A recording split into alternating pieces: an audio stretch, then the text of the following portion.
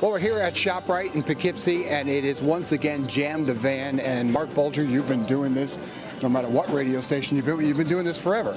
Well, we just figured it out thanks to somebody else who reminded me, because I don't keep track of time, but it's 18 years now that we've been collecting for the food bank, yeah. Well, explain to us what the process is, where the food goes.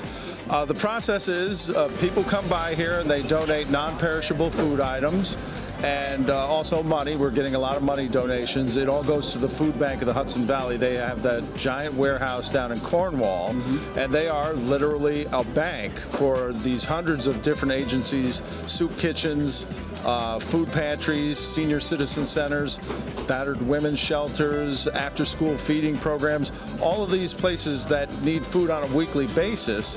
A lot of them draw from the food bank because, you know, not only during Thanksgiving time do people need food, but it's all year long. And sometimes in the middle of August, these pantries their shelves are pretty bare. So they need to have some place to get food for people who depend on this every week.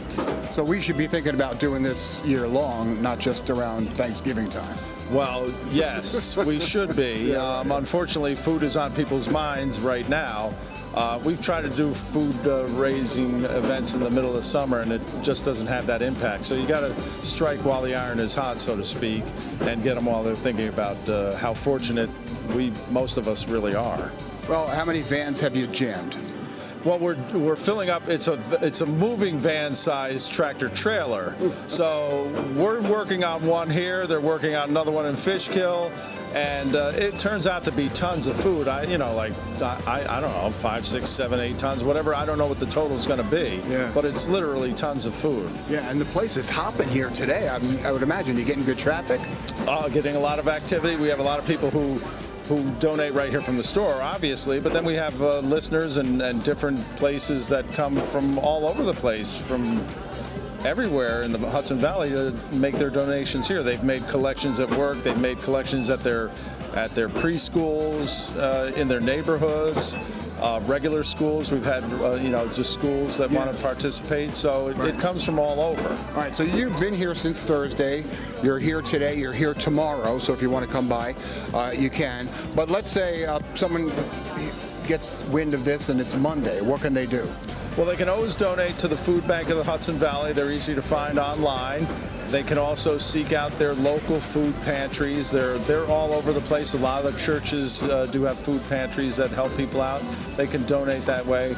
They can also, we'll probably still have it set up on our website at mix97fm.com, where they can make a money donation right through that too. It's a link up to the food bank and so forth. So there's a lot of ways to give.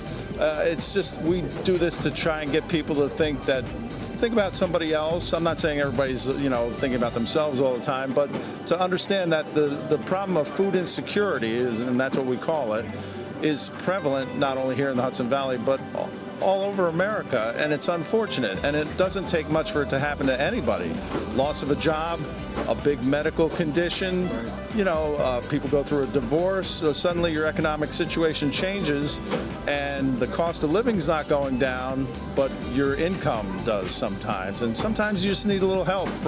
It might be a short stretch, maybe it's a longer stretch, but that's why we do this, to try and tide people over and help them out. So there's plenty of ways to give.